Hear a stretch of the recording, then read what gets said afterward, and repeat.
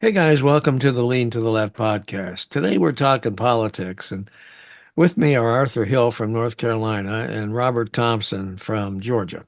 I'm a Marylander transplanted into South Carolina, and together we're the Dixie Dems, which really is remarkable because only one of us is really from the South, and that's Thompson.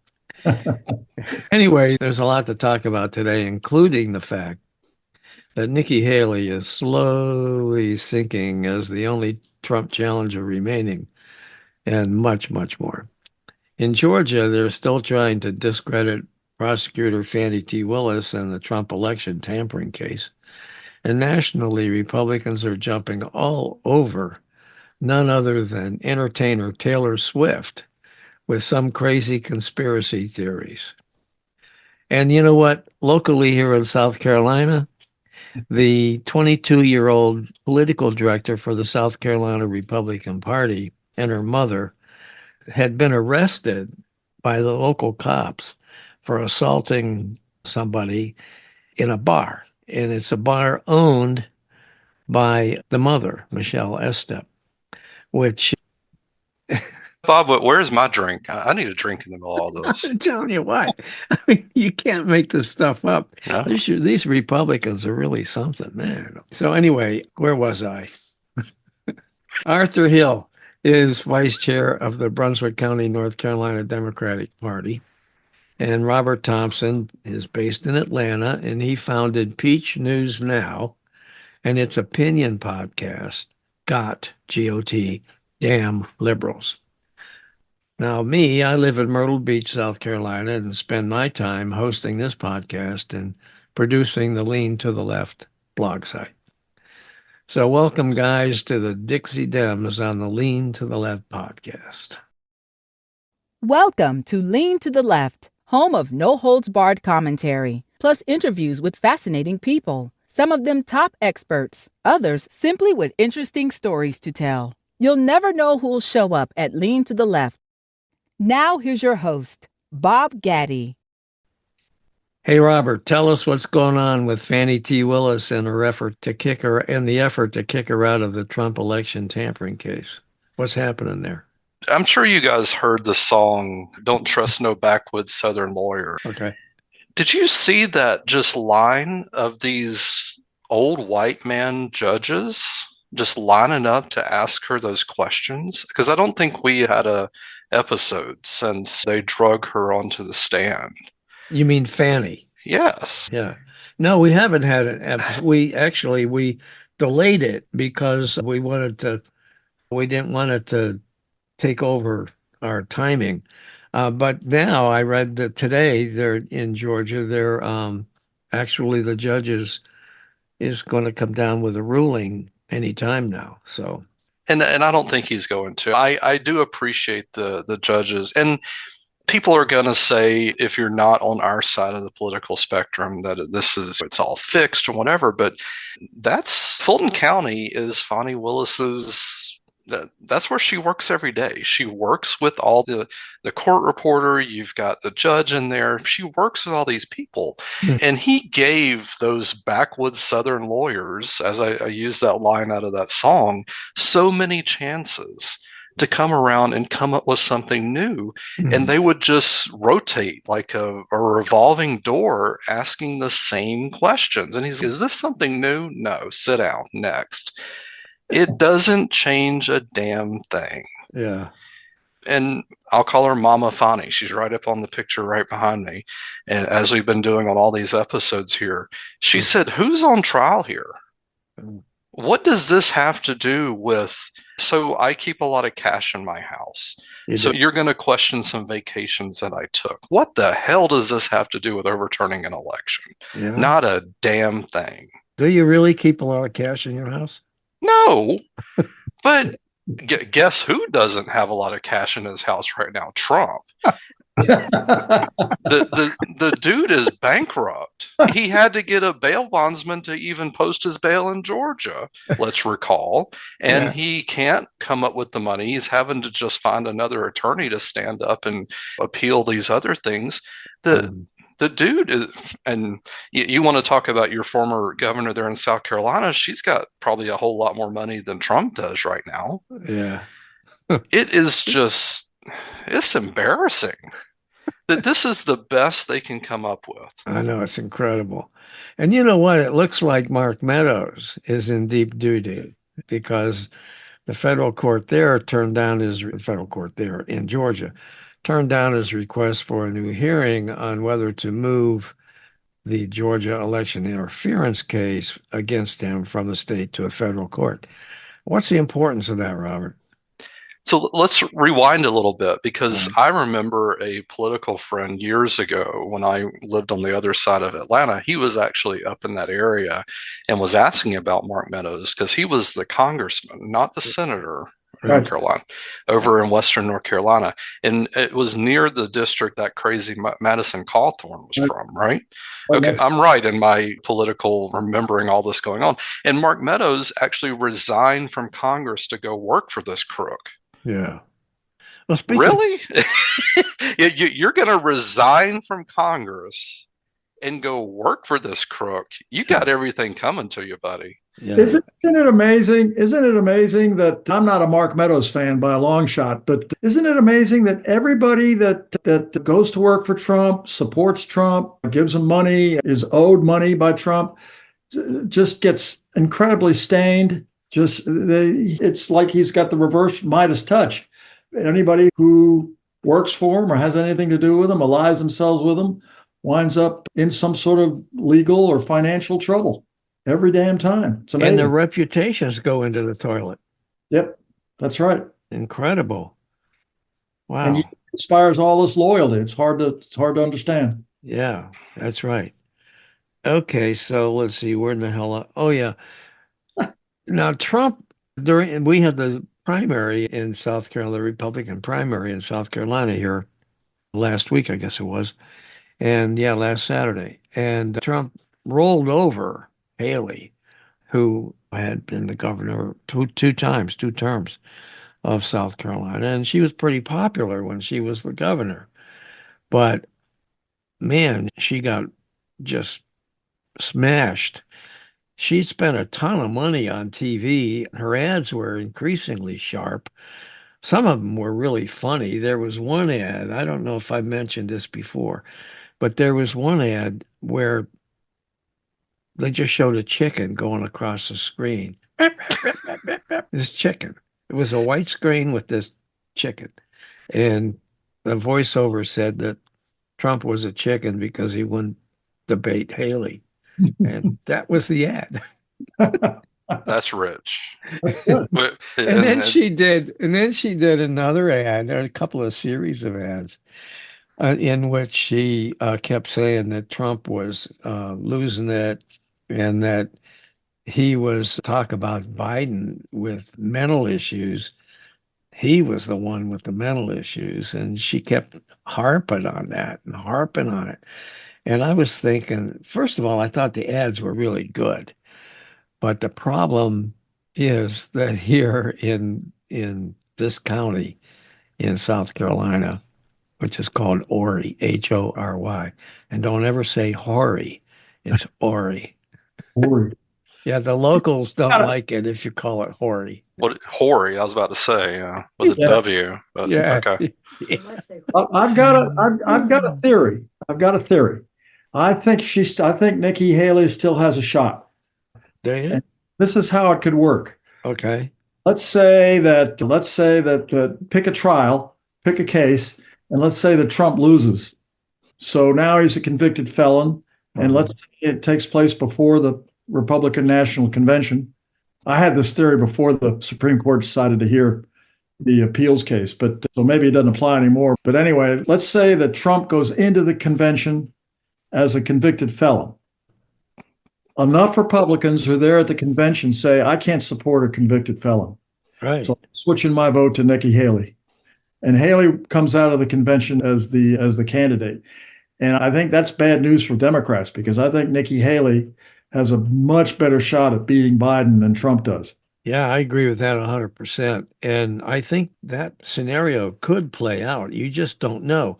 I interviewed a guy the other day, a lawyer who wrote a book about the Trump cases, and the guy thinks that Trump may cop a plea. He may actually cop a plea, which would include a prohibition against him ever running for public office. And man, if that happens, the Republicans they're just thrown into total disarray. And Haley would look really good at that point. And the comments she's been making in the last since New Hampshire, when she finally turned against Trump, are, I think, a setup for just that kind of eventuality. Yeah, how about this quote? Speaking of Trump, from Haley. He is unhinged. He is more diminished than he was, just like Joe Biden's more diminished than what he was. Now, that just puts it right into context of what her approach is these days. I'm more diminished than I was. Yeah, Everybody. me too, especially. Hell, I can't even. But what else has she got to do? Yeah. But just be a thorn in his side. Yeah. The question is, how much money does she have and how much money can she continue to raise? There's speculation here locally that she's going to have trouble raising more money the more she loses in these primaries. And she got crushed again in Michigan. You just don't know. But like you say, if all this, if Trump is convicted of at least one felony, and there's 91 charges against him, 91 felony charges against him. So if he gets convicted of one, then he no longer can even vote for himself.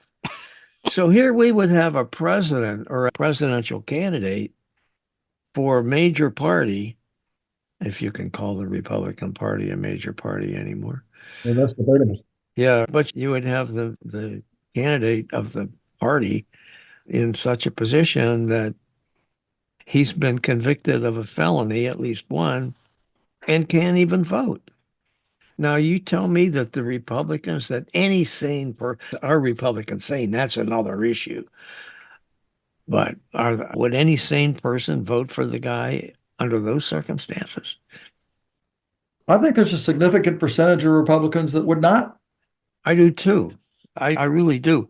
Matter of fact, there was a exit poll done here in South Carolina, and it showed that 31% of the voters questioned in that poll said Trump would not be fit to serve as president if he's convicted of a crime. 31%. So you take 31% of those voters away from what, the 35 or 40% that support Trump hardcore, and the guy's done, right? Because he's still got a number of unaffiliateds out there. In North Carolina, 30% of the electorate is unaffiliated. Yeah. And probably a majority of them would turn away from the Republican Party altogether in the general election. Yeah. It's also in my background, right next to Mama Fani. Let's make a deal, because Mama Fani has made deals with several people that she put up against him. So that is an interesting thing if he's going to give up, but that's typically not his ammo. Yeah. He typically does not give up, as we know. That's right. If the deal was he didn't have to go to jail, that might change his mind. Yeah, it might. The other thing too, that this guy, his name was David Moskowitz, that I interviewed the other day, he said that he pointed out that Trump has this potential big payday coming of $4 billion having to do with the sale of his. Well, he's selling his social media platform with a larger company that's going public. Yeah, correct. That's it.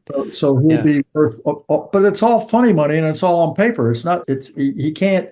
That's true, and it's down the road. It isn't anything now, and he needs the money now. He's got $454 million worth of penalties that he's got to pay. He's got to come up with a way to pay it. And for every day that goes by, it gets bigger because of interest. And There's a rumor going around that Milena is going to head up the Trump company. Oh, is that right? Yeah. Hell, we hadn't heard from her lately. I guess she ain't got anything better to do. Yeah. All right. So what's going on in North Carolina there, Arthur?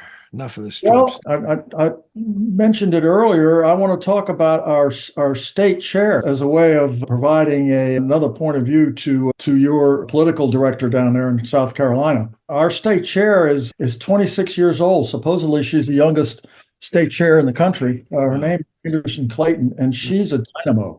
She's incredible. And what she's been doing since she got elected just about a year ago is she's convinced that she can get the youth vote to come out for Democrats, and she's convinced that she can get more of the rural vote to come out for Democrats in North Carolina. And she's got a big group of people to work with. There are 9 million young folks in North Carolina that, and a large percentage of them, the polls say, are going to vote. And she's been at college campuses and everywhere else where young folks hang out, and she's been talking to them, and she's been persuading them, and she's been pushing them. Mm-hmm.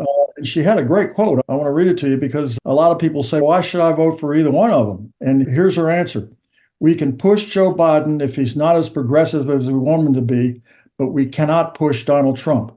We can't push a Donald Trump who doesn't want young people to have a right to vote. We can't push a Donald Trump who doesn't want young people to have a right to abortion. We can push a president who cares about and believes in young people. And she's full of those kinds of quotes. She's a tremendous orator, and she's creating a lot of excitement up here. And I think it's going to bode well for the Democrats in North Carolina in November. I think she's doing a great job. That's freaking incredible. She's 26. Yeah, Wow. She's 26. Yeah, Wow. and I know I think it'd be wonderful to get her together with your state chair in South Carolina just to listen to them go back and forth with each other. We're going to make that happen, but I hope we can. it's both of them are very dynamic and excited, I think. Yeah, I hope we can. And this almost echoes some sentiment that a friend of mine has been sending. This friend is in North Carolina, about my same age, and he's been griping directly at me about our Democratic leadership. And I'm like, dude, show me somebody better, but nobody's out there. Yeah. Do you really want 4 more years of this maniac? Yeah. There's no other option right now. Either get on the train and this is March, and it's leading up to the November election, and there's going to be it's going to be a wild ride. For every other month, every other week, something's going to come out. Mm-hmm. But it is what it is at this point, and you're going to have to get on the train or just get off at this point. I don't know what else to tell you. Mm-hmm. Mm-hmm. What else you got going on in Georgia there, Robert?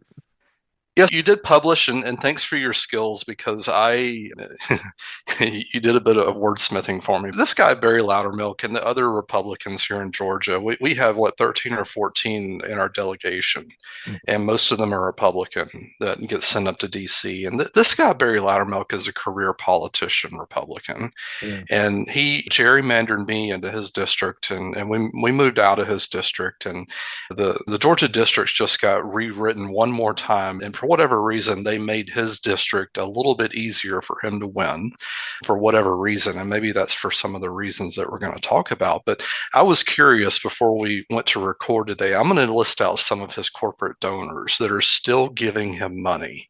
Walmart, Visa, Cox Communications, TD Bank, Coca-Cola, Toyota, Home Depot, State Farm, and more. These companies shell out thousands and thousands of dollars to these Republican congressmen. But guess what Barry Loudermilk has done? He gave people a tour of the Capitol the day before January 6th. This is not some sort of, he's going to stand up and say, I just happened to be there. No, come on, Barry. It was January 5th, and you were taking them through the basement of the Capitol. Now, if you guys go to D.C., do you want to see the basement of the Capitol? No. I've seen it, and you don't. No. Nobody gives a shit about the basement of the Capitol, Barry Loudermilk. Come up with something different. But these companies, after these donations are marked to 2023, in the fall of 2023, these multinational companies are giving these traders like Barry Loudermilk money, thousands and thousands of dollars. Mm-hmm. The guy doesn't vaccinate his kids. one of the town halls that he gave, it's so embarrassing. This is one of the reasons why he doesn't do town halls. He got up on stage and said, I don't vaccinate my kids, because that's a great idea. And this was before COVID. Oh, man. He campaigned with Josh Duggar. You remember Josh Duggar, the guy that was the child molester? Okay.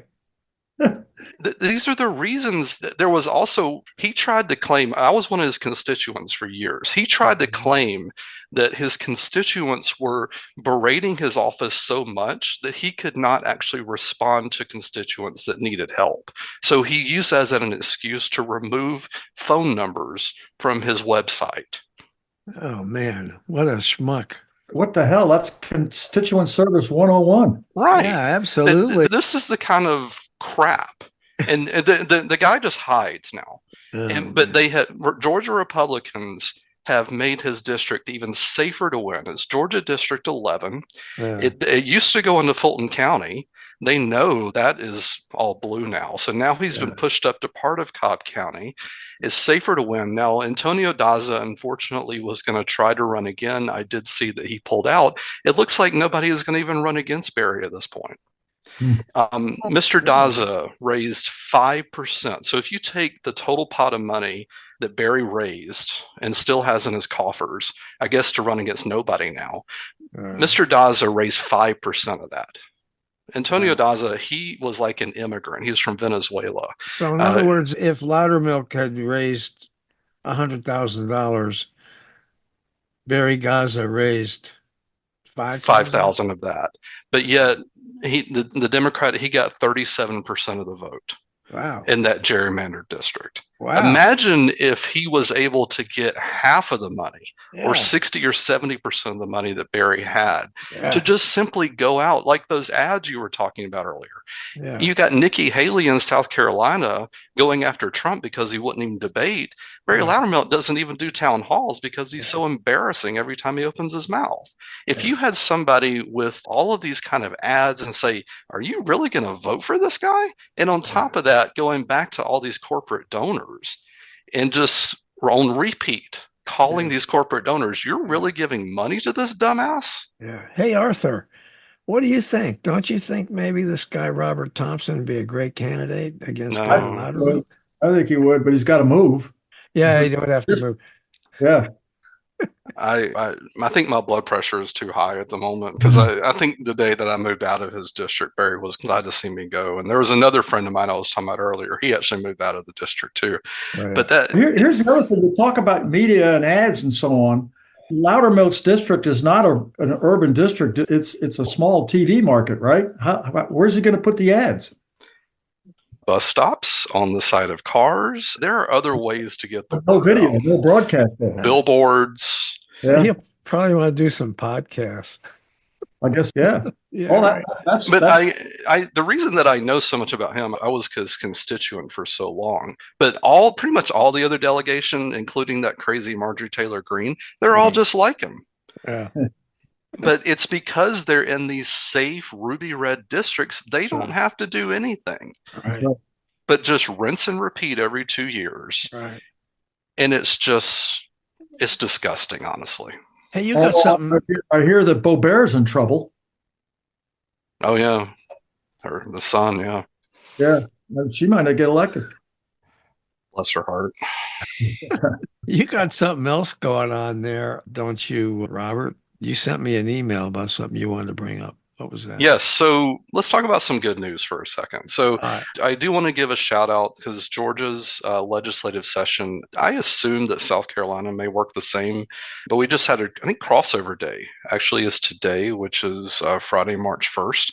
So in Georgia, that's when the bills in the House and the Senate in Georgia that are viable get chucked over to the other side and they get debated.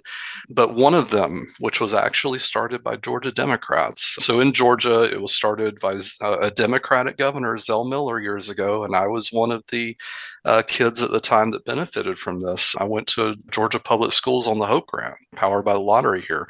But the way it was put together is that if you have extra credits at the end of your undergrad degree, you would forfeit them. What the Democrats here want to do is actually let you use those into grad school if you end up continuing your degree. That's a great idea, right? Josh McLaurin is one of our representatives. I'm glad that wanted to share that good news because you don't hear that often. And we will see what happens with that. What does the rest of the legislature think about it? Do you have any idea? They said it was co-sponsored. We shall see what their Republican friends do with it, if they bury it under something else or if they actually let it go through. We shall see. Because our governor is so busy. He's out in Texas at the border because I guess he can't run for governor here in Georgia again. So I guess he's busy tending to the border in Texas for whatever crazy reason. Yeah, okay. All right. At the top of the show, I mentioned that Republicans are buying into some of the rather insane Taylor Swift conspiracy theories. And it just cracks me up that this pop star, she's cute as can be, rich as hell from all what she's doing. And now she's getting married to this football player, friend of yours, right, Robert? The one you wanted to be on your calendar. What's his name? That's his brother. Don't get it. Travis is more than welcome to be in the calendar too, but my friends typically go for Jason for whatever reason. But. Oh, I don't know. Travis is better looking than Jason, I think. Yeah.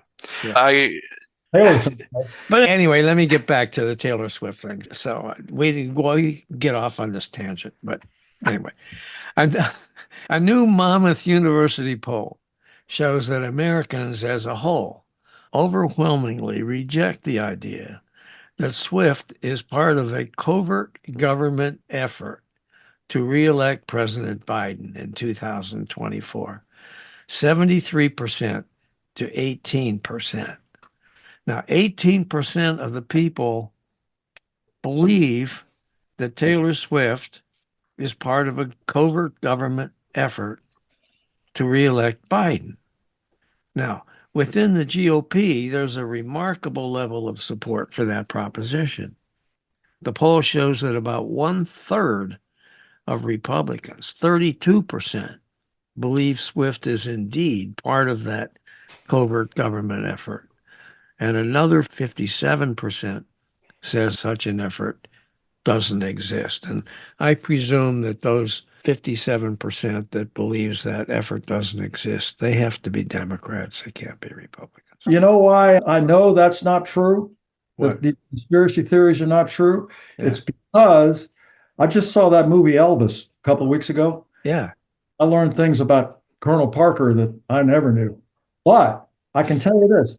Taylor Swift does not have Colonel Parker on her side telling her what to do. And because of that, I think that she's going to do the right thing and she'll come out and support a Biden and everything will be fine. But there's no conspiracy because there's no Colonel Parker. That's what I was going to call her Comrade Swift. I'm on board with her. Bring it on, Taylor. We need the help. Well, I thought it was just silly. I'm not much for pop stars. I don't understand how it is that people in their 20s can get to be so rich. Even before we started recording today, it's all the more reason that you need those aviator sunglasses for your Mustang. You just basically got to play along. That, yep. You're crazy as a bed bug. Here's your tinfoil hat, and Dark Brandon's still at work. What he's referring to, folks, is that I just purchased a new Mustang Mach-E, which is a fully electric Mustang, and it is freaking beautiful, and I'm loving it. And I also am having solar put on my house, so that way I'll be riding around for free. So that's pretty good. Bob, it's all the 5G. You've been in. It was all the COVID vaccination. It's all flowing through your blood. It's all coming full circle. That's true. Okay.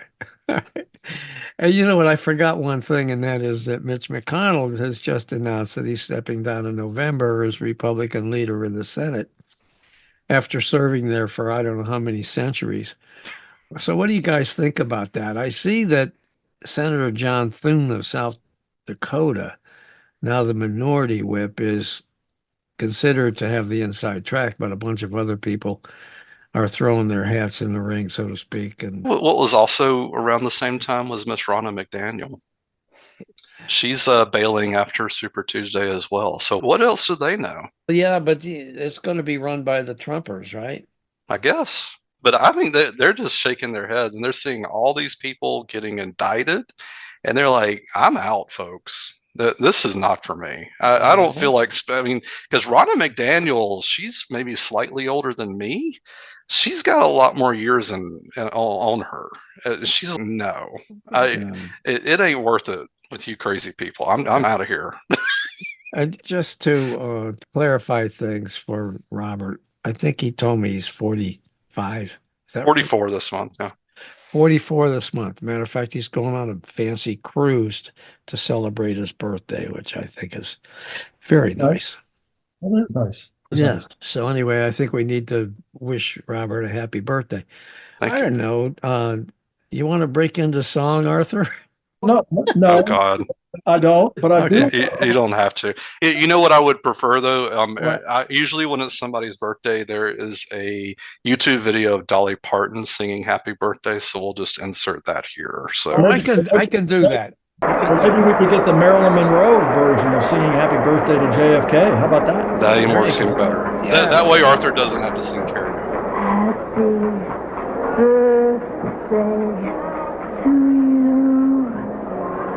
Happy birthday to you. I want to talk a little bit about McConnell's counterpart in the House, Yeah. Speaker Mike Johnson. I got a letter from the Speaker this week You what? because the Republican National Committee, for some reason, thinks I'm a Republican. They're scraping the bottom of the barrels. They really are. I got a letter from the Speaker of the House, and it says, "Your name was forwarded to me as a truly loyal and dedicated Republican, someone who understands we must stop Biden's socialism before it's too late." And it's a long letter. It's 4 pages long, but Holy they mackerel. want money. And he has a lot. He says a lot of things. He wants to restore the God-given rights of Americans in all 50 states. And he says that he doesn't want to stand back and watch our country be sabotaged by politicians who hate our founding principles. Too many people have failed to realize that our rights come from God, not government. That's a good one. Uh-huh. And let's see, talking about the Democrats being the corrupt and the most corrupt political party in the history of the United States, that coming from the leader of a party who has a candidate who's a convicted rapist and up for 91 counts, felony counts, and so on. I don't know, but I think it's important that people who listen to us and people who would normally not get a letter from the Speaker of the House understand the kinds of things that the Republicans are saying about Democrats. And not only is none of it good, but also none of it is true. He does say one thing, though, that at the end of the letter, he says, and I agree with him on this, he says, every vote counts. And he sure is right about that. And I think that it's going to be up to people who are involved and speak for the party, the Democratic Party, to get the vote out and make sure that folks show up on Election Day, because if that happens, Democrats will win. And the reason they will is because there's more Democrats out there than there are Republicans. So that's an incredible thing. It really is. It's really important. And it's ironic that you do that. And this goes back to years ago when I finally got hold of a staffer that worked for Barry Loudermilk at the time that would give me the time of day. And he actually was giving me the whole flub up, because I think you guys have worked with some of these elected officials in the past. He goes, "Oh, that comes from the campaign side of the, well, I was going to call it the business or whatever." And I'm like, really? So that letter literally said from the Speaker of the House, right? yeah, he signed it. Yep. Yeah. His signature. Come on now. I know. That is a bunch of bullshit. They try to dance this line. That came from the campaign side. That's not official. Bullshit. Well, but the thing that these elected office holders, particularly the ones in D.C., they don't write anything. No. They don't write their campaign material. They don't write their speeches. They don't write. No. They don't write the statements on the floor. They don't write their press release. They don't write anything. They don't write the letters. I worked on the Hill. I used to do it. Even Bob helps me write. Thank God. That's right. Yeah, we had a rule. We had a rule when I was working in the Senate. We had a rule that constituent letter comes in, particularly if it was somebody from his state, Mhm. if the letter comes in, you got to respond in 24 hours. And then there was a machine that signed a letter. The senator never saw them, but they came from him. And also he said, this is a republic, not a democracy. The Oh, two God. congressmen that I worked for, they were too cheap to get the machine. So I had to forge their names. I cannot tell you how many hundreds of constituent letters that I signed for two different members of Congress. Oh, God. Well, as long as you didn't sign any of his checks, I think you're okay. And I'm sure some of those people probably framed those letters because it was signed by the congressman. Yep. If only Right. they knew. Oh man, life is good, isn't it? Mhm. Must be nice. Yeah. You guys got anything else going on you want to talk about? That's plenty. I'm ready for happy hour. I know that. Yeah, me too. Yeah, I hope you enjoyed this Lean to the Left video and that you found it interesting and informative. Please come back on a regular basis and check out our interviews with guests on topics that focus on progressive politics and the important social issues of our time. Our interview shows stream on Mondays and sometimes Thursdays, and you can check out upcoming shows, guests, and topics at podcast.leantotheleft.net. And you can subscribe to our interview version there and to our video shows here at YouTube. And follow us on social media, Twitter at LeanToTheLeft1, Instagram at LeanToTheLeft1, TikTok at LeanToTheLeft, and LinkedIn at Bob Gaddy. Now, I hope you'll support Lean to the Left too, so we can keep things going. Just click on the Donate tab at the top of the LeanToTheLeft.net homepage and contribute by buying me a cup of coffee. That'll really help and would be much, much appreciated. Now, this is Bob Gaddy signing off for Lean to the Left. Thanks for sharing your time with us.